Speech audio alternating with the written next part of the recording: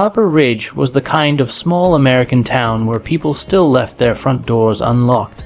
Kids biked past sunset, and everyone knew everyone until the night the screaming started. Ethan Cole, a quiet hardware store clerk who had never so much as received a speeding ticket, was driving home after a long shift when his headlights caught something unusual on the roadside: a woman, barefoot and bloodied, stumbling out of the trees. Before he could process what was happening, she gripped his car window with shaking hands and whispered just 2 words: "They're coming." Seconds later, a gunshot echoed from the woods. Ethan froze. Instinct told him to drive away. Conscience forced him to step out. By the time he reached her side, she had collapsed, leaving behind a torn bracelet, a smear of blood on his jacket, and a trail of footprints leading back into the darkness. When he called 911, the dispatcher's tone was calm, too calm, and the next morning, Sheriff Dalton claimed there were no reports, no missing persons, and no trace of any woman found near that road, but the bracelet was still in Ethan's pocket. And someone had already broken into his house to try and take it back. Ethan Cole had driven the same 2-lane road home from work for 9 straight years, and nothing about it had ever surprised him. The highway was mostly dark, lit only by his aging truck's headlights and the occasional flicker of a distant porch light. It was the kind of road you could travel half-ass, leap, and still make it home without drifting off course.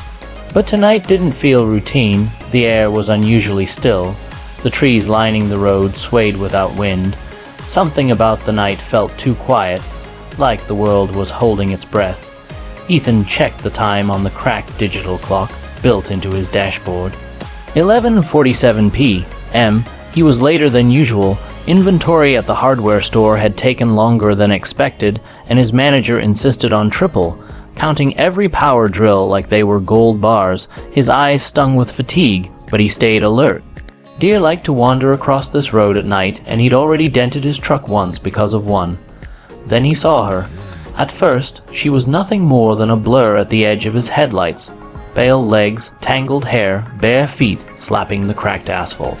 Ethan's foot slammed the brake instinctively, tires screeching across the pavement. His heart lurched into his throat. The woman stumbled forward, one arm wrapped around her stomach as though holding herself together. Her face was streaked with dirt and blood. The left side of her shirt was torn. She glared at the truck with wild, terrified eyes, as though she couldn't decide whether to run toward it or away from it. Ethan cracked his window, pulse pounding. "Hey, are you?" She pressed her palm against the glass. Blood smeared across it in a dark swipe. Her lips barely moved when she spoke, voice shredded by panic and exhaustion.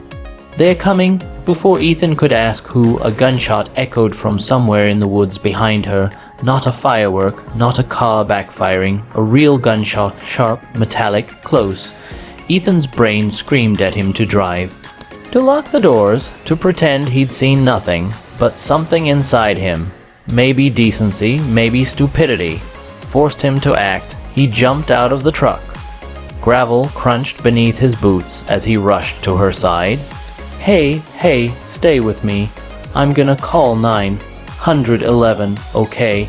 She tried to speak again, but her knees buckled and she collapsed into his arms, trembling violently. He guided her to the side of the road, leaning her gently against the front tire. Her breathing was shallow, blood soaked through a rip near her ribs. She clutched at his sleeve with shaking fingers as though terrified he'd disappear. Ethan pulled out his phone and dialed 911. It rang once. Twice, then a woman's voice answered. "Harper Ridge Emergency Dispatch. Yes, hi, I just found a woman on Old Creek Road. She's injured. Someone's shooting out here. What is your name, sir?" The dispatcher interrupted. "Ethan Cole. Look, she needs an ambulance right now." There was a pause. Too long. "Did you see the shooter?" "No, but there was a gunshot. She said someone's coming." "Stay calm, Mr. Cole. Remain where you are. Help is on the way." The line cut off. Ethan stared at his phone. No confirmation, no follow-up questions, no instructions, just silence. He glanced back at the woman. Her eyes had fluttered closed. Her breathing was uneven but still there. He shrugged off his jacket and draped it over her. Another sound drifted from the woods, branches snapping underfoot. Not one person, more than one. Ethan's chest tightened. Every instinct screamed danger. He scanned the tree line, but the darkness swallowed everything beyond the reach of his headlights. His mind ran wild. Hunters, drunks, something worse. He crouched lower beside her and whispered, "Just hang on. They're sending someone." She didn't respond. A twig snapped, closer this time. Ethan swallowed hard. Should he hide, drag her into the truck, honk the horn, drive away and come back with help? Before he could decide, a sound approached, not from the woods, but from down the road behind his truck. Tires a vehicle. Headlights flickered across the bend. His heartbeat thudded in his ears. Relief mixed with unease. The car rolled closer, slow and deliberate, like whoever was driving already knew exactly where to go. Ethan stood halfway, waving one arm cautiously. "Hey, over here." The vehicle stopped 20 feet away. Its headlights stayed off. No one stepped out. Silence pressed in the kind that made your skin crawl. Ethan glanced down at the woman again. She was unconscious now, lips parted slightly, face ghost, pale in the dim light, and then, from her fist, something slipped. A bracelet, delicate, silver, snapped at the clasp. It clinked softly as it hit the pavement. Ethan picked it up, confused. Before he could study it, his phone buzzed in his pocket. Unknown number. He hesitated, then answered. "Hello." A male voice, calm, steady, wrong, spoke on the other end. "Step away from her, Mr. Cole." Ethan's breath caught. "Who is this?" The voice didn't change. "That's not your concern. Turn around. Leave the woman. Go home. Forget tonight ever happened." Ethan felt a coldness crawl along his spine he had never known before. He looked toward the dark car, still idling without headlights. Before he could speak again, the voice added, unblinking in tone, "If you don't walk away now, you won't get another chance." The line disconnected. Ethan stared at his phone, pulse thundering in his ears. The world suddenly felt smaller, wrong, dangerous. He looked at the woman, at the silent car, at the woods' breathing darkness. And despite the warning, despite every instinct screaming for him to run, he slipped the broken bracelet into his pocket and stayed. By the time red and blue lights finally appeared down Old Creek Road, Ethan had already decided two things. One, he wasn't leaving without answers. Two, whoever called him wasn't part of whatever help was coming. An ambulance arrived first, followed by a sheriff's SUV.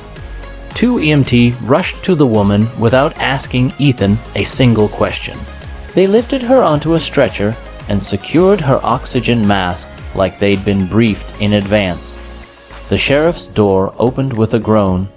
Sheriff Dalton stepped out, a broad man in his late 50s with a trimmed gray beard and eyes that looked tired even when he was pretending to care. "Evening, Ethan," Dalton said as though they'd crossed paths at the grocery store.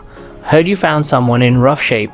Ethan blinked. "Yeah, I called almost 20 minutes ago." "What took?" Dalton cut him off with a slow nod. "Phone's been patchy all night. Storm knocked out the substation earlier. You know how it is. There was no storm. The sky hadn't seen a cloud in days," but Ethan held his tongue. The sheriff nodded toward the EMT. "We'll get her over to County General. You didn't catch her name." "No," she barely spoke. Ethan hesitated, then added, "She was running from someone. I heard gunshots." Dalton scratched his chin, unimpressed. "Probably some drunk shooting at coyotes again. Time of year for it." "It wasn't that," Ethan said sharply. "Someone chased her through the woods. A car pulled up right after I called. They just sat there with the lights off." Dalton didn't react. "Not even a frown. You get a look at him." "No, but some guy called my phone and told me to walk away." Instead of alarm, Dalton gave a low exhale like he'd heard Ethan talk about potholes. "Well, best leave this to us now. You can head home. I'll stop by tomorrow if I need anything." Ethan stared at him. "That's it? You did your part," Dalton said, clapping him once on the shoulder. "Go on now." It wasn't a suggestion. Ethan watched as they loaded the woman into the ambulance and drove off. Sirens off, headlights dim. No urgency, no questions, no report. He drove home with his chest tight and his mind on fire. Hopper Ridge looked normal when he pulled into his driveway. His house sat at the edge of town, one story, peeling white paint, a sagging porch swing, and a yard that still held the leftover frost of early spring. The street lamps glowed soft amber. Somewhere a dog barked twice and fell quiet again. Nothing seemed wrong until he unlocked his front door. The bolt slid open too easily. He always locked it. Always. The living room light was on. He hadn't left it that way. Ethan stepped inside, heart thudding, eyes scanning the room. Everything looked almost untouched. Almost. The stack of mail on the coffee table had shifted. His coat rack leaned slightly, like it had been bumped. The cabinet by the hallway, usually closed, was cracked open. Someone had been inside, and they hadn't forced their way in. Ethan moved quietly to the kitchen, grabbed the heaviest thing he could find, an iron pan, and moved room to room, closet, bathroom, bedroom. Empty, but his nightstand and drawer, where he kept an old hunting knife, was open. The knife was gone. Ethan felt a cold sweat break along his shoulders. He turned slowly toward his bed. There, sitting neatly on his pillow, was a single folded note. No envelope, no signature, just a small square of paper. His hands trembled slightly as he opened it. "You're already involved. Don't make it worse." Sleep didn't come easy that night. Every creak in the house felt invasive. Every car passing outside felt like it might stop. Ethan sat awake at his kitchen table, the note in front of him, the bracelet clutched in his fist. He turned the broken jewelry over in his palm. It was delicate, probably expensive. A tiny charm in the center bore an engraving he could barely make out in the dim light. A.R. He tried to remember the woman's face. Blood, dirt, panic, bare feet, ripped fabric. She couldn't have been more than late 20s. Who was she? Why chase her? And how did they know his name at 3:14 a.m.? He heard a car engine outside, not driving by, idling. Ethan froze. He moved quietly to the living room window and pulled the curtain back a sliver. A dark SUV sat across the street. No headlights, no movement, just sitting, watching. He stepped away from the window, pulse drumming in his ears. The SUV didn't leave, not until just before dawn. Morning light didn't bring calm, just clarity. Sheriff Dalton wasn't going to file anything. Dispatch hadn't logged his call. Someone had already broken into his house, and whoever they were, they weren't finished. Ethan showered, dressed, and tried to steady his hands enough to make coffee. His reflection in the microwave door looked pale and wired. The jacket he'd used to cover the woman was still on the floor by the door, stained dark at the sleeve. He'd deal with it later. By 8 a.m., he was out the door. Not headed to work, not calling Dalton. He was going to County General Hospital. If she was still alive, she might be the only person who knew what was happening and why he'd just been marked. The hospital in Miller's Crossing was the only one within 40 miles. A squat brick building with tinted windows and a parking lot full of pickup trucks. Ethan walked in through the sliding glass doors, the lobby smelling of floor polish and stale coffee. A receptionist with tired eyes looked up. "Can I help you?" "Yeah," Ethan said, trying to sound calm. "A woman came in last night, injured, brought in from Old Creek Road." The receptionist typed slowly. "Name?" "I don't know her name. She was unconscious." The woman clicked a few more keys, then frowned. "We didn't have any late night incoming from that area." Ethan's stomach dropped. "What are you talking about? I saw them load her into the ambulance." She shook her head. "Nothing on record. Maybe they diverted her somewhere else." "Like where?" "No clue." She shrugged. "You could try County Memorial 2 towns over, but that's 45 minutes. Ethan backed away, mind reeling. She was gone. No record, no patient, no trace. As he stepped outside, his phone buzzed. No caller ID. He didn't answer. It buzzed again. This time, a message. "Stop looking." Ethan stared at the screen. Then, slowly, he reached into his pocket and closed his fist around the broken bracelet. If they thought a warning was enough, they didn't know him at all. Ethan didn't go home after leaving the hospital. Going home felt like stepping into a trap. Someone was already waiting to close. Instead, he drove to the only place in town where questions weren't suspicious, Mary's diner. It was barely 9 a.m., but the place was already half full with retirees, farmers, and early shift truckers, the kind of people who stuck to their routines and minded their own business. No one looked at him twice when he walked in.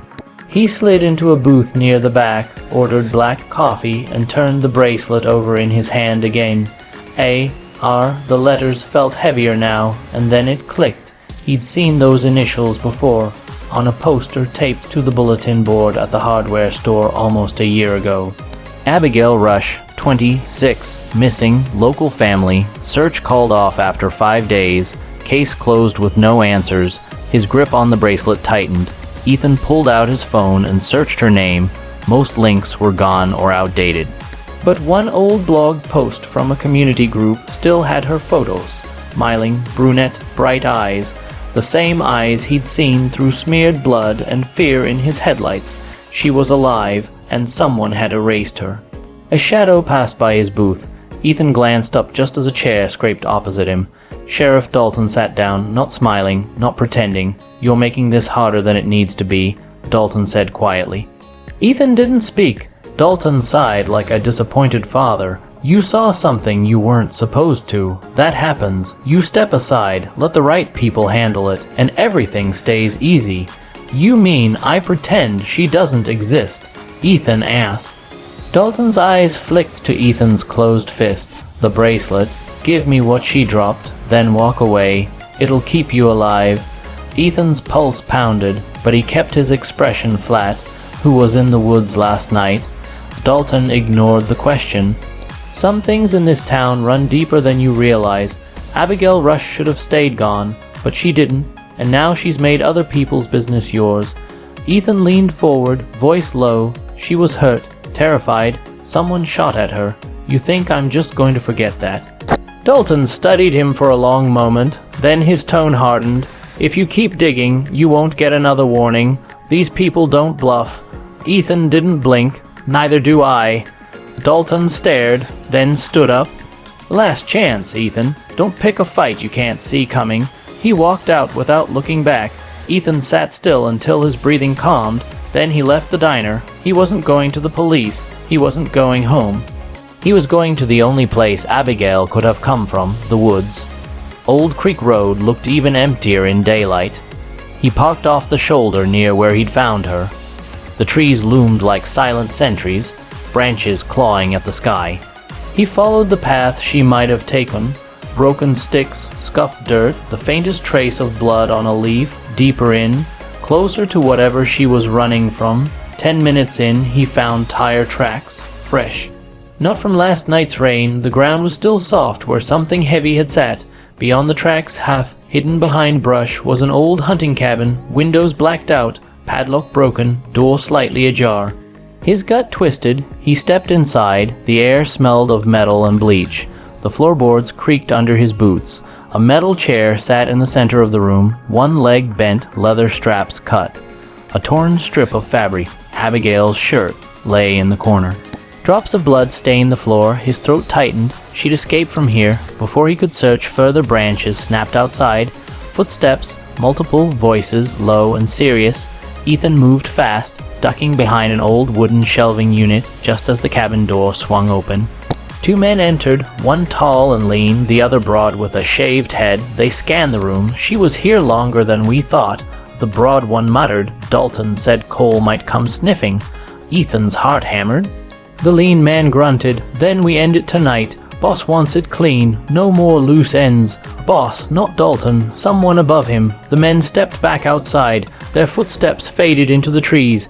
Ethan slipped out the rear window, landing in a thicket of brambles. He didn't care. He crawled low and moved silently until the voices were distant. Back at his truck, he checked his phone. One new message, no number. "You should have stayed out of the woods." He deleted it. Breathing hard, he started the engine, but didn't drive home. He went somewhere no one watched, the old community library, no cameras, no sheriff ties, just books and silence. In a back corner, he set the bracelet on the table and replayed every detail. Abigail Rush, missing, report silenced, sheriff involved, someone paying him, someone with power. If Abigail was still alive, she'd run again. She'd need somewhere familiar, somewhere close, somewhere isolated. And he knew exactly where that was. The Rush family once owned a secluded cabin by Lake Merrow, just outside town limits. It had been abandoned for years. Kids told ghost stories about it. Ethan parked a mile out and hiked the rest. The cabin stood crooked and worn, windows fogged with dust. He approached slowly. Inside, faint light glowed from a back room. He knocked once, soft. Abigail, silence, then a creak, a shadow, a voice, hoarse and scared. "Who are you?" Ethan raised his hands, stepping into view. "I'm the one who found you on the road. You dropped this." He held out the bracelet. After a long pause, she emerged. Dirty clothes, bandaged rib. Eyes fierce despite exhaustion. "You shouldn't be here," she whispered. "Neither should you," he said, "but I'm in it now, you know that." She glanced at the bracelet in his hand, then at the woods outside the window. "They think I'm dead," she said, "and if they know you're helping me, they'll make sure you are." Ethan nodded. "Then tell me what they're hiding, so we can make sure they don't win." Abigail stared at him for a long time, weighing his words, his fear, his resolve. Finally, she spoke. It started with a cover-up, a body that was never supposed to be found, and the men who buried it run this town. Before Ethan could ask who, a distant engine growled, headlights cut through the trees. Abigail's face went pale. "They found us." Ethan stepped toward the door, fists clenched, every instinct screaming to run, but something stronger holding him in place. He wasn't walking away, not anymore. The cabin was silent long after the engines faded. Abigail sat near the boarded window, breathing carefully through the pain in her ribs. Ethan stood by the doorway, heart pounding as he listened to the forest, not for wind, but for footsteps. They were safe for now. Outside, faint tire marks cut through the mud leading back toward town. Whoever had come didn't search long, but they would return, and next time they wouldn't knock. Ethan locked the door and pulled an old chair under the handle. It wouldn't stop a bullet, but it bought them seconds. Sometimes seconds were everything. Abigail stared at the bracelet in her palm, thumb brushing over the broken clasp. "They buried the truth once," she said quietly. "They thought killing me would keep it buried forever." Ethan sat across from her. "But you survived." She gave the slightest nod. "And now you've seen what they are." The dim lantern on the table flickered. Beyond the walls, the forest creaked and whispered like something alive. Ethan spoke after a moment. "Tell me their names." Abigail met his eyes, worn, haunted, unafraid. "You already know one of them." Sheriff Dalton's face flashed through Ethan's memory. "And the others?" he asked. She hesitated, not in doubt, but in caution. 3 men, old money, old power. They used the town like a glove. And Dalton's just the hand that moves it. Ethan felt anger settle into something sharper. "Why come back?" Abigail looked toward the door, listening like prey that had lived long enough to become dangerous. "Because someone else saw what they buried. Someone tried to expose it. They took me to shut that door, but the body is still out there. If it surfaces, everything unravels." Ethan leaned in. "Whose body?" She almost answered, but headlights flared in the distance. Brief, sweeping across the tree line before cutting out. Not close enough to approach, close enough to remind them they were not hidden. They were being allowed to breathe. Ethan moved to the window, careful not to disturb the dusty curtain. Only the silhouette of trees stared back. No car, no engine, just the memory of light. Abigail stood beside him, voice steady despite the fear that lived in her bones. "They won't stop," she whispered, "not until we disappear for good. Or they do."